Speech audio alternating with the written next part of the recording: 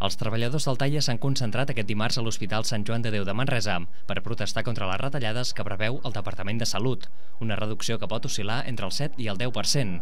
Eren les 11 del matí quan el personal sanitari ha elaborat cartells contra la classe política i que exigien millores en les condicions laborals.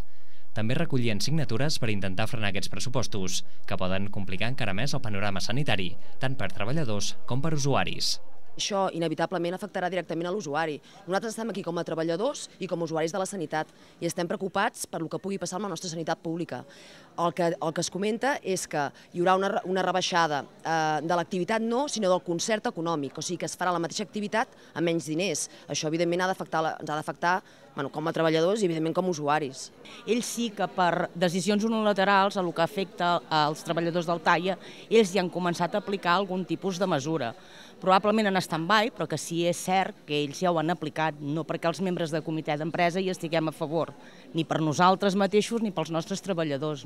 La direcció ha aplicat mesures com aturar la paga per objectius, el complement per experiència o allargar l'horari laboral.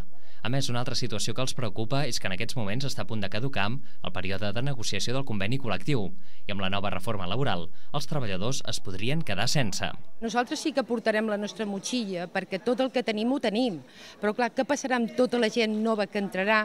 Clar, no saps en quines condicions es podran agafar aquesta gent i què és el que pactaran les empreses. Clar, sí, hi haurà, la reforma laboral dona peu a tot això, clar, no hi haurà uns sous pactats, no hi haurà respectat i cada empresa podrà fer una mica el que vulgui. Clar, el problema està sobretot aquí, sense conveni, on anem, La mobilització d'aquest dimarts és a punt d'inici d'un seguit d'accions que es duran a terme cada dimarts a diferents centres sanitaris de la ciutat de Manresa. L'objectiu, continuar recollint signatures per aturar els pressupostos i informar els usuaris sobre el motiu de les concentracions.